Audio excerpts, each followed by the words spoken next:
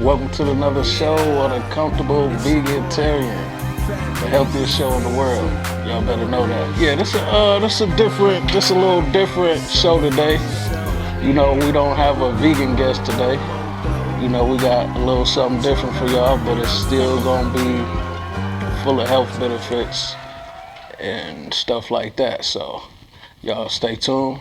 But I want to give a shout out to my special guest today, Miss Cannapanuer, JM. How you doing today? I'm great. Thanks for having me. How are you? I'm good. Thank you for coming through. You know, time to talk about some of them cannabis health benefits. Yeah. I know people like that. Cannabis. Love the cannabis. Love that 420 time and all that. 100. Yeah. I love my cannabis. So what's up? Tell us what made you come up with the book, The Successful Cannapanuer? Yeah, so the book, I want to say is like my decision to do something while COVID was happening. So okay. I was working a lot, quite a bit, barely had time, in the cannabis space.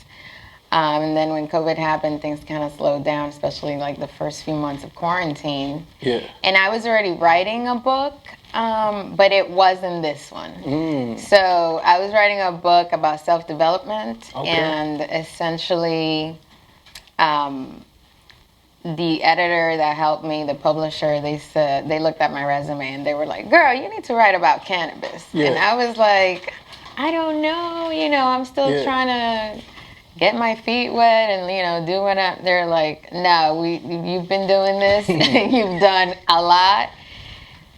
They said your resume would be for a book about cannabis, and they said once you write your first book about the subject that you know the most and you can have receipts for it, then you can write that purposeful book that you want to write, So I was like, that makes sense, as an entrepreneur. I'm like, that makes a lot of sense, Yeah. So I did it, and essentially I wrote it because I just wanted to share my story of how I got involved, went from a patient to working for somebody, and then identifying opportunities in the space and like how I saw them, from my perspective, and then wanting to do it like to help people, not only, get the benefits of cannabis, but there's a lot of opportunities in the cannabis space. And I thought, in the way that I see it is like for people of color, especially, with CBD being federally legal, like the barrier to entry for that specific aspect of the industry, it's pretty wide. So I feel like we all should be working in this space. For me, it helped me. Yeah. It definitely brought medical benefits for me.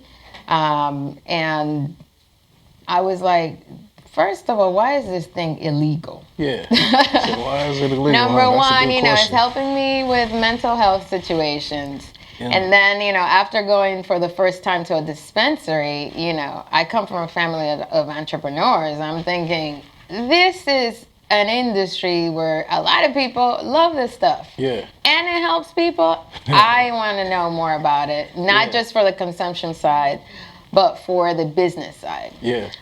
So that's the story that I tell on how I. Okay. So whatever happened with your other book? Did you ever complete it or what? So I've written a lot about, but, I just want to make sure that I maximize the potential of this one. And it's the Successful Cannapanuer on Amazon.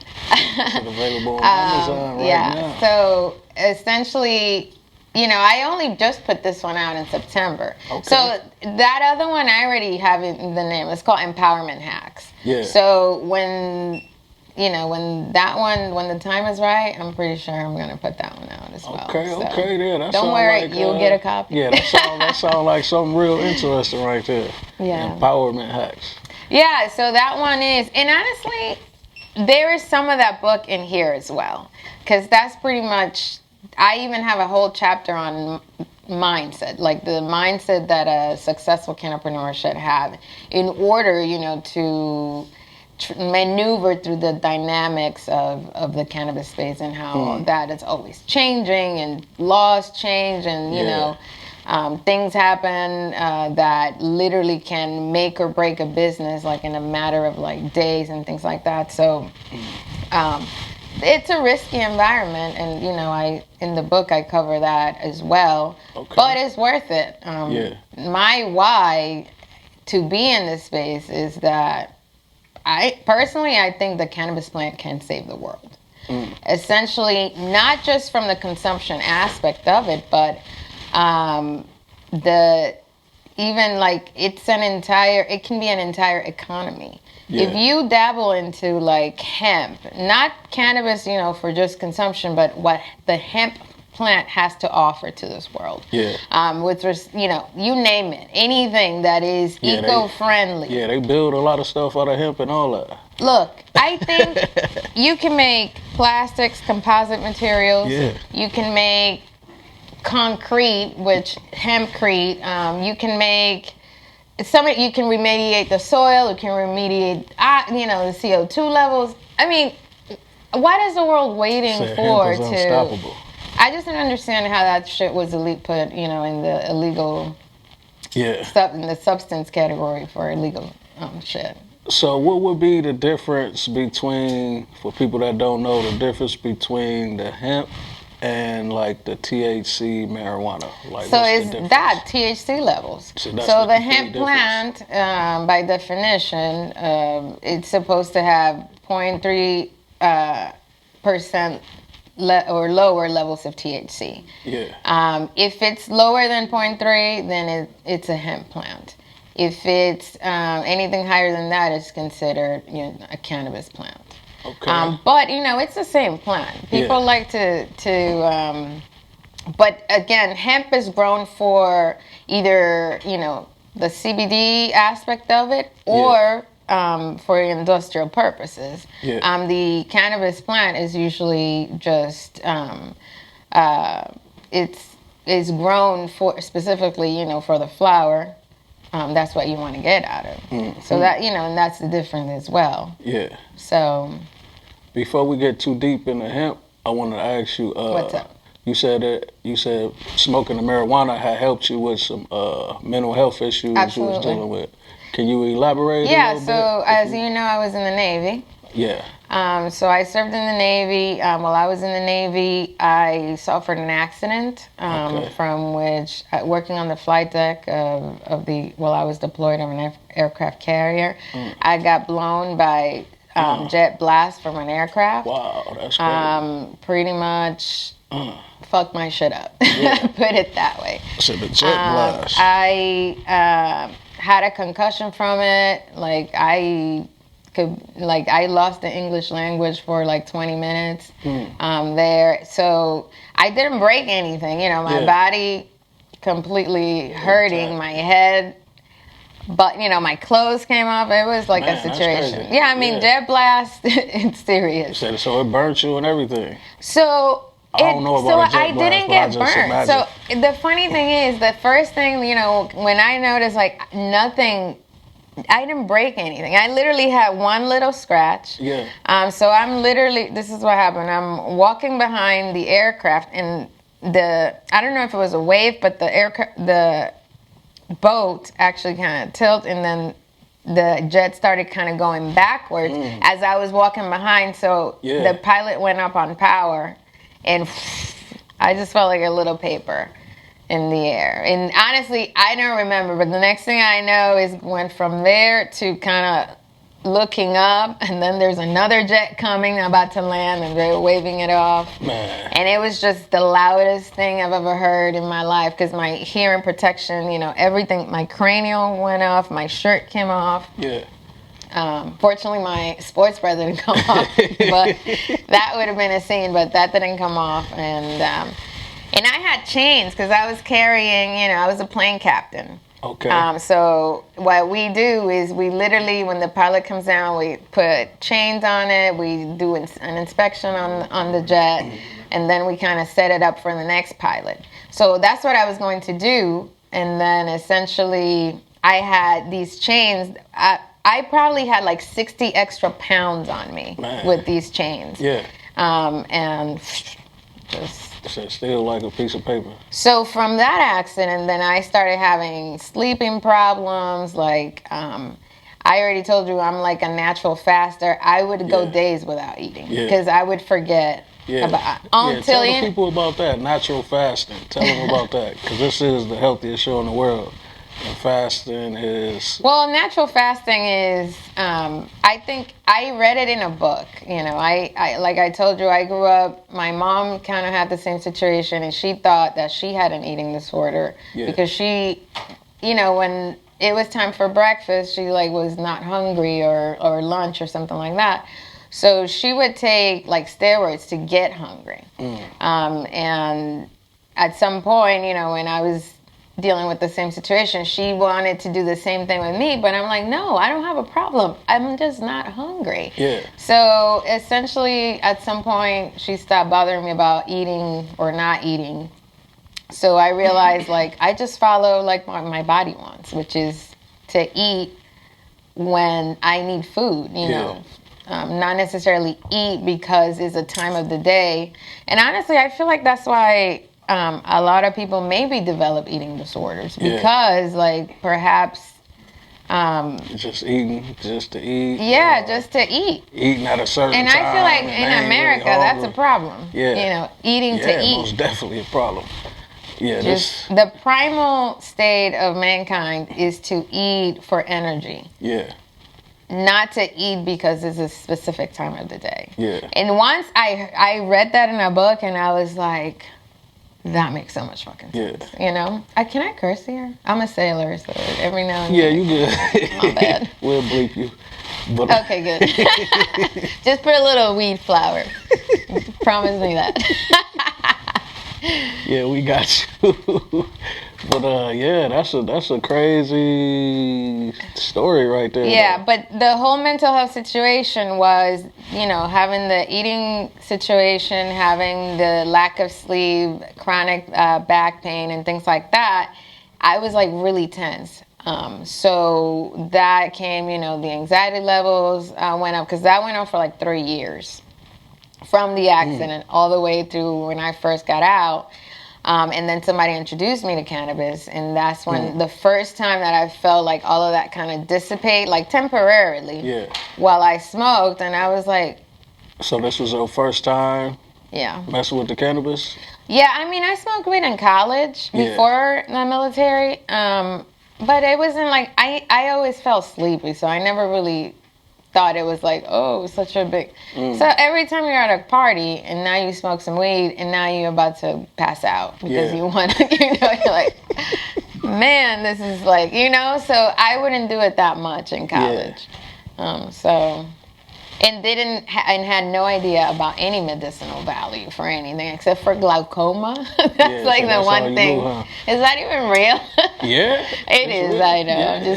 So back in the day, that was the whole like, is that even real? I thought it was a joke. You know. So no, it ain't no joke. So it's most definitely something real. But that's crazy though. So off camera though, you was telling me what's up? About the shrooms, the mushrooms too. Oh yeah, absolutely. So mushrooms are definitely, I would say, right there with cannabis as far as like benefits for mental health situations. And I'm speaking from my own experience. I mean, I know cannabis is not for everybody. I think mushrooms perhaps are not for everybody. It should be. Because with cannabis, you have an endocannabinoid system, which means you literally have a portal for the cannabis to activate something, you know, in your body. You know, so that's crazy. Exactly. So. With the mushrooms, you know, ancient Chinese cultures and in Asian cultures have definitely used mushrooms for forever. So the fact that mushrooms have medicinal benefits is it's not new. So they ain't not at all. But you know, I do have the brand Mother Earth mushrooms. The Mother Earth mushrooms. So there, you know, that one doesn't have any mushrooms with psilocybins, but we have, you know, the chaga, which I know is one of your favorites. That good chaga. Yeah. Put Turkey tail tinctures and powders, cordyceps, and those mushrooms, you know, they help with just the whole well-being of the human being. Yeah. As far as just helping with lowering anxiety or keeping you focused. I mean, very similar to cannabis. Yeah. But, you know, you don't have to smoke it. I know cannabis, you don't have to smoke it, but you can. Personally, I include a little bit of all. Just the cannabis for my pain, the medicinal mushrooms just for, I want to say, women's health situation, and microdosing psilocybin has been also a very, it's a game changer in my opinion. Just because it definitely, anything that has to do with like anxiety or anything that has to do with, I want to say like depressive type of situations. I feel like even in like I wake up, you already kind of get the temperature of the day. I get my microdose, and it's as if that just dissipates. Yeah, so, you know, I'm definitely an advocate for it. So, shout out Veterans Walk and Talk. Colleen Wells, he's definitely educated me a lot, and, you know, and he's doing the work, you know, on himself, just... he's doing the good work, and he's helping a lot of veterans with that. So, man, that's what's up. That's what's up. And when we at the end, we're gonna get all the information for you how people can get in contact with all that. But I got some vegan facts for y'all. You know, real quick vegan facts. And you know, a lot of people be talking about the protein and the vegan diet, like where y'all get y'all protein and all that. Well, you know, we eat beans and kale and almonds and nuts and stuff like that. And also black beans, they is high in vitamin B. And the chickpeas, I eat a lot of chickpeas. I just got up on that chickpea salad. I love That's chickpeas. fire. You ever had a chickpea salad before? Yeah. Yeah, that's fire right there. My aunt, she always, in the Dominican salad, she always adds chickpeas. So the Dominican salad, huh? Mm-hmm. Okay. Yeah. But yeah, I just got up on that, and that help you balance your sugar out, you know. So, yeah, you know, the beans and the vegetables, they do pack protein, and you don't need as much as you would with the meat, you know what I'm saying? Say like you got a 8-ounce steak. You're gonna need that 8-ounce steak. That's gonna get you let's say about 20 grams of protein or something. But I can do some hemp seeds and some peanut butter and a couple other things, and I'm gonna have the same amount of protein, you know, without that harshness on my stomach and stuff. But with the hemp seeds too, they is high in fiber. Yes, I'm sure you know all about that hemp. I mean, hemp is definitely a superfood.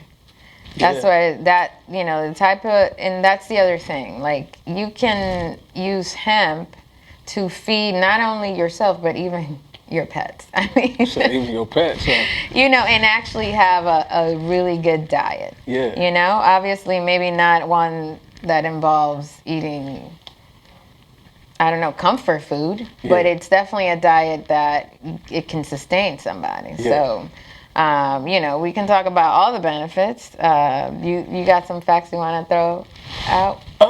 Yeah, I know that hemp seeds is, they got omega in them, vitamin E, potassium, you know. They got everything. All that good stuff. Anti-inflammatory, and it's an antioxidant. And it also got manganese and magnesium. So, yeah, pretty much that the hemp is the way to go. I don't know why the country, I would say, they not doing more things with hemp. Well, you know, they just legalized hemp, essentially. So hemp used to actually be required to be grown in America back in, you know, the George Washington's, you know, back in the day when the young America. because of that. You know, you use the fiber, you use the whole plant. You know, Yeah. So the whole plant is useful. When you had the Navy that used to use all the roping was made out of hemp. Fun story about World War back in the day. They had already made hemp illegal, and then wherever the hemp ropes, because they still use the hemp rope, but they used to get it from another country. Does that make any sense to you? No, I don't. But. So when the World War, I think it was World War II or something like that happened, those countries weren't available to provide the hemp for the Navy, so the government, then created a documentary, kind of like a marketing campaign to get people to grow hemp again. So people started growing hemp because they were saying hemp is great, saying everything that we just went over that hemp can do. Yeah. So, and actually go to my Instagram and check out one of my posts is the actual documentary. Okay. It's I think it's 15 minutes long, just talking about all the, the potential of the hemp plant. And it was the government's ploy to get people to grow it so they can get the roping. Yeah. So can you believe that? So then the war ended and they made it illegal again. Yeah, that's crazy. It doesn't make any sense. Yeah, no, that don't make no sense. That's, very manipulative. It's so weird. Yeah, that's super manipulative right there. And how do you deprive the world from that, you know? Because I feel like all the environmental issues that we have right now with respect to air and soil, hemp can definitely help us out with that. Man. Plastic that's being, you know what I'm saying, in the oceans. And all that, yeah. If we had all our bags and utensils made out of something that can break down easily, and that even if the, the animals consume it, it'll break down as opposed to, trap them or kill them. Yeah, I think it's a no-brainer. Yeah, I would say so too. I don't know why they do some things they do. Like, for instance, when you go vegan, you got to change your toothpaste, your soap, and all that. Right. Because they be slipping pork and everything for some reason. I don't know why. So when you go vegan, even if you don't eat it, it's an entire lifestyle. So let's say if the shirt had made out of leather, obviously, you definitely don't fucks with that. Nah. I mean, I can't say all vegans with it, because some vegans' reason for being vegan is different. Okay. But yeah, for me, I'm working on that. Not wearing leather shoes and stuff like that. But yeah, most definitely, if you want to be a real 100% vegan, yeah, you most definitely got to change your whole lifestyle. Well, you made an entire new lifestyle with vegetarian. Yeah, it's something new. I like that. Yeah, vegetarian. Yeah, it's like vegan, but I still mess with the honey, though. That's, I love that. Yeah. I love honey. Yeah, heck, I got to keep the honey going. But is there a reason why? No, particular reasons. I just don't want to let it go. Yeah, the honey is not. I would say it's helping me more than it's hurting. There you go. And the bees. That's a great reason. Yeah, the bees not dying doing it. It's something natural that they do. Produce, Yeah. So. That makes sense. To me, it's not a big deal. But eventually I am going to stop messing with the honey, though. Eventually. Okay. But right now I'm still on the honey. I don't know how long it's going to last, but. I mean, when it comes. Yeah. But, yep. So tell us more about the Successful Cannapanuer. Well, what do you want to know about it? I want to know, I'm sure the people want to know, right. They want to. I'll tell you where to get it. Amazon. Yeah. She said Amazon. I don't want to know step by step, nothing that's in there like that, but just let them know how it will help them in the industry. Absolutely. So like I said, there's an entire chapter dedicated to the mindset. So that alone, I think, that's my favorite part of the book, because I feel like anybody can bring anything to cannabis. It's such a diverse industry. I mean, I love what people do, especially like my company is called Cannabis Synergy. And the reason is because I love how you can incorporate cannabis in anything that you do, like as far as like your lifestyle. You know, you got, you know, moms that's, you know, use cannabis to help them with mom situations and things like that. You have just athletes and people that use to deal with physical pain, to deal with mental pain, just anybody, you know, art, you know, and, you know, so in that sense, I feel like we're there. But as far as like coming in and dealing with the changes and, you know, how everything happens so fast, and specifically for an entrepreneur, and then you're in the cannabis space, which can be really tough as an industry because it's new, it changes all the time. So I thought that was like a really important aspect to cover, because I don't think it's talked about enough. You know, that as an entrepreneur, it's a lot of there's a lot of ups and downs, and you know, when you're down, it can be like everything is down. So you know, it's hard on the mind, and to stay optimistic, you know. So I thought it was important to include that in there. So most definitely. Yeah, and then, you know, I have an entire chapter that talks about, you know, the states, and at this point, you know, since I wrote the book, 4 more states became legal. So, you know, I got to update. So that's an update that I already have to make. That's how fast things happen. Do you have a what you call it, a digital copy too? Or is it just hard copy? Okay. No, it's available both on digital and hard copy. Okay, that's what's up. Yeah, that's what's up. But I want to thank you for coming through. Oh, thank you. And dropping that cannabis knowledge on us, you know. I love talking cannabis. Yeah, I mess with the cannabis too. And the hemp too. Yes. I put them hemp seeds in my smoothie every morning. Getting that high fiber, that vitamin E, omega and all that. But why don't you tell everybody where they can find you at on social media and all that? Well, check out my website, please. Is synergyuniverse.io. You can follow me on Instagram at cannabis.synergy. Follow my brand at Boycott Shitty Weed. Or you can follow me personally at _jmbalbuena. And this book is for me, right? It's for you, Yeah, thank you. I got my copy right here. You got to read it and let me know. Yeah, I'm most definitely going to read it and check it out, you know. Oh, yeah, I got a book for you, too. Yeah, what is it? I'm going to autograph it for you. My first book, Comfortable Vegetarian. And it's out right now on Amazon. And it's out on my website, comfortablevegetarian.com and comfortablevegetarian.com. And this is for you. Yeah. I'm going to autograph it for you, too. I'm going to autograph it, too. Yeah, autograph that thing.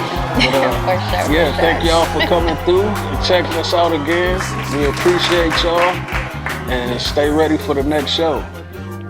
All right. Thank you. That was dope.